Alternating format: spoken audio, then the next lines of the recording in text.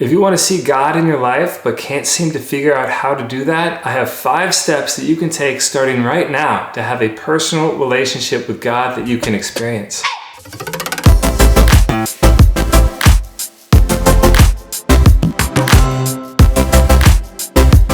Hi, I'm Thomas Clements and I run Zenith, a healing ministry dedicated to helping people find healing and grow in their relationship with God. Please like this video and subscribe to our channel to receive more uplifting and encouraging videos like this one to help you in your journey toward hope, healing, and the abundant life Jesus promises in John 10:10. Human existence is so much deeper than we realize.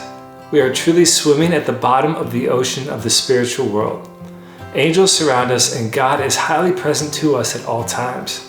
There are evil forces too, but my hope in sharing my story is to help you to see God more in your day-to-day life.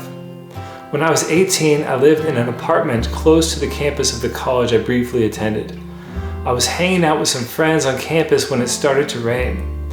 I thought about how I would rather be home during the storm, so I said goodbye and started running. I ran down the street and honestly, I was not paying any attention to the world around me. I crossed the street without looking and I heard a honk. I looked over and a car was about 3 feet away from me. I was dead center on target for the car to hit me when I felt the push propelling me beyond the car's trajectory. It completely missed me. I looked around and saw no one as the car drove off. Even though I was an atheist at the time, I sensed an angel had pushed me. I would use this experience later in life to change my mind about atheism.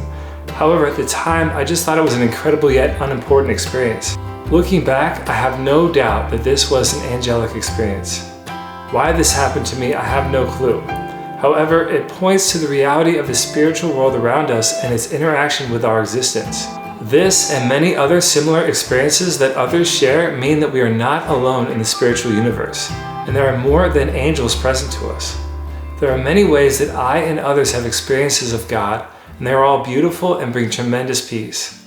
The most common is how God teaches us by imparting knowledge, which you can see in Daniel chapter 2 verse 28 or Jeremiah chapter 31 verse 33. This means that we know things without knowing how we know them. We just do. This gift can come to you in prayer, but often it comes at other times. You will see more deeply into movies, books, songs on the radio, experiences you have, conversations, or other moments because God will share with you an understanding of these things. This experience of understanding leads you to begin to see Him in everything. It is the fulfillment of Jesus' beatitude, "Blessed are the pure in heart, for they shall see God." You can see God every day. Many might scoff at this or claim that God and the spiritual realm are not real because they do not feel as if they can see or experience them.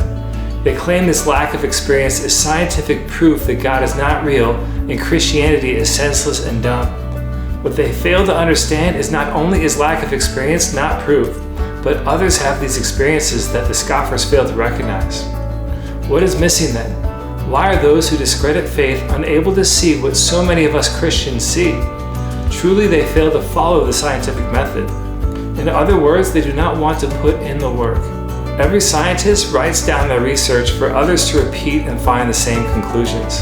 Many people who have discovered the Lord and the faith throughout history have written books about their experiences and how they live.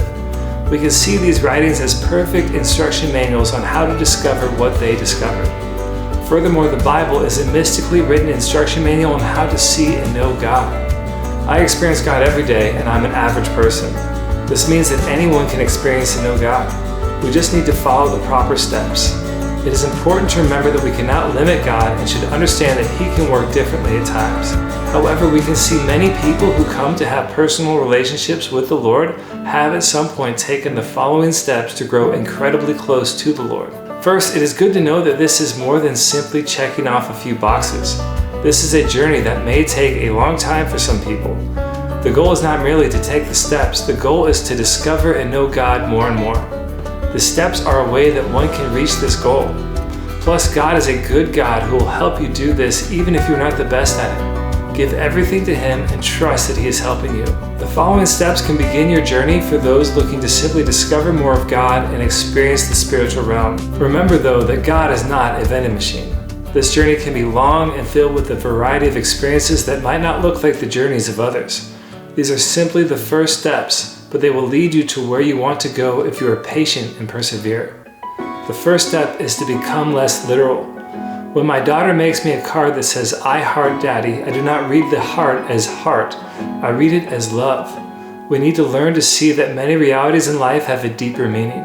I'm not saying to scour every text message you get to see if someone's energy is off, but keep in mind that a flower means that God decorated this world for you.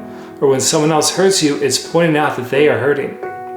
Finally, the Bible is a great place to practice seeing symbolic language come to life. Understand the story literally, but apply a symbolic way of viewing the stories to discover a tremendous amount of wisdom and direction for your life. The second step is to find a picture of Jesus to use when you pray. I once received the advice for a job to look at someone's LinkedIn picture when I'm on the phone to help talk to them better. It reminds you that they are a real person and makes it easier to speak to them naturally. We can apply this to praying to Jesus. It will help you remember that you are speaking to a real person and not just the air when you pray.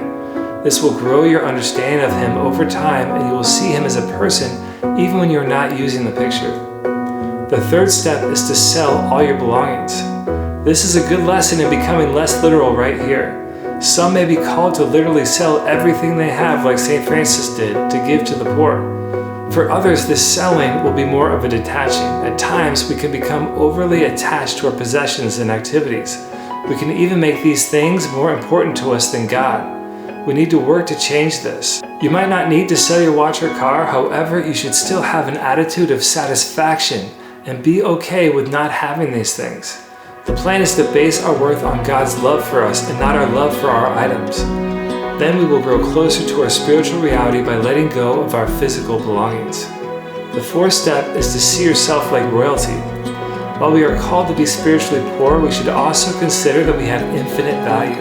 This is from the simple fact that we are God's children, but also due to our being purchased by Christ through the cross. Jesus redeemed us with His blood, one drop of which could have saved 10,000 worlds. This means that you are worth a lot.